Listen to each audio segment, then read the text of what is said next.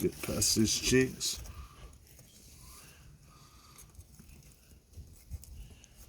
Now, I save these skulls because I like doing different crafts and stuff with them.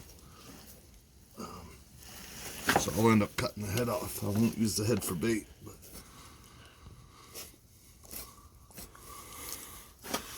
so that cheek's out. Do the same thing on this side. See, I'm just grabbing the lip. Come through.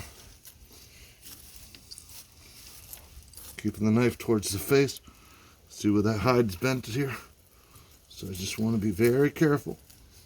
See that? I'm turning in to the neck. Where that is there.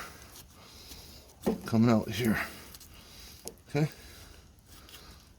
Now, we can turn it.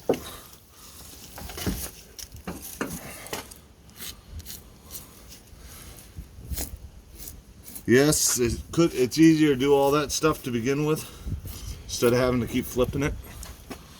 But as we're doing this video, like I said, my oldest son is watching.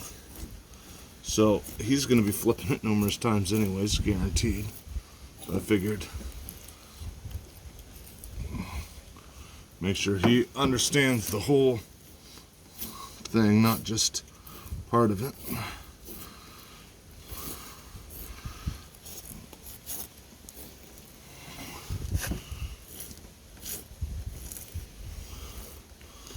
Now I'm keeping my knife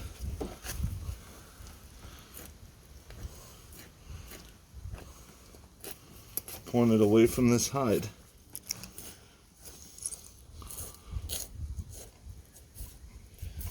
Because the last thing we want to do is cut through. Now with a fur market, they're going to cut the face off anyways, but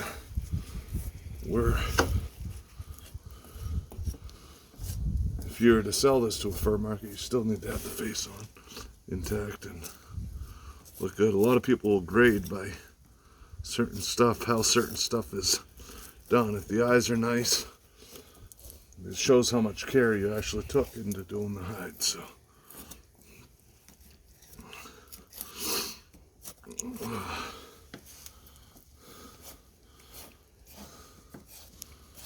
as I'm here, I'm not actually taking the blade against the bone itself, but I have the blade touching the bone flat like this.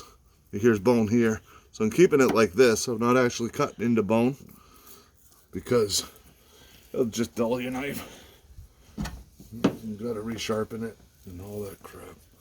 So I'd prefer not to have to keep stopping, resharpening, crap like that. Now, as you can see, right up over the eyes, I said keep it towards the face. It'll be good to go.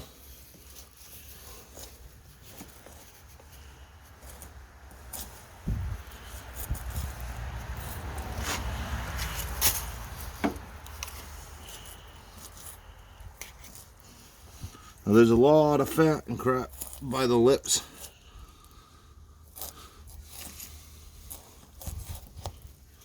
We're just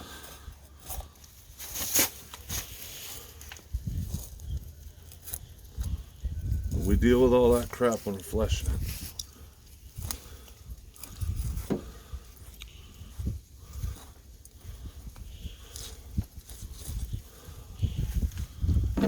Come through, cut even more down the side.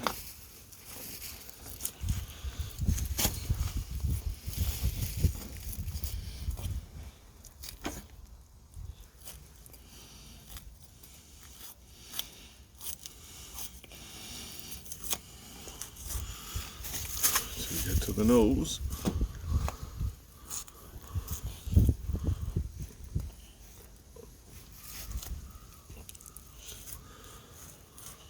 Just keep going right around. I don't want to say you're carving out the face, but you kind of are. There's a nose there. Keep going. Come through. Like to break the ligaments around where that is.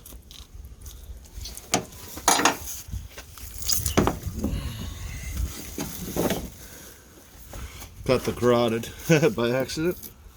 See that? Right by the, if I go against the tooth. See what this is right now? I'm just gonna go here. Bam. What you have is your beaver. Now, yes, you can flesh it. You can go through it. It's different methods of fleshing. But I will tell you, there's no cuts, nicks in this hide. You can come through, do this crap. You're taking chances of nicking your hide, but there's people that flesh like that. I take it up over my knee once I have a sharp knife, and I just keep going down off the knife, off my knee. Now, this knife isn't the one I'd normally be using. However, if you look here, this is what you want to see here. Be better with a sharper knife. Just showing you one of the methods. Or just use a fleshing beam, which is what my son will be using, is the fleshing beam. But you can take these pieces of meat off while you got them. If you got a bait bucket in the back of your truck, throw them in there. It's excellent bait. Throw that in a dirt hole. Anything, trim that friggin' meat off, man. Use it. Use it. You know? Simple stuff like that. That alone would go in a dirt hole. I'd cut it up a little bit more, but oh yeah. So you guys have a great day. It'll wash up, and then Keith, you ready to do this guy? Yeah. Perfect. So we'll sharpen that knife up for you, and we'll get it done. See you, YouTube.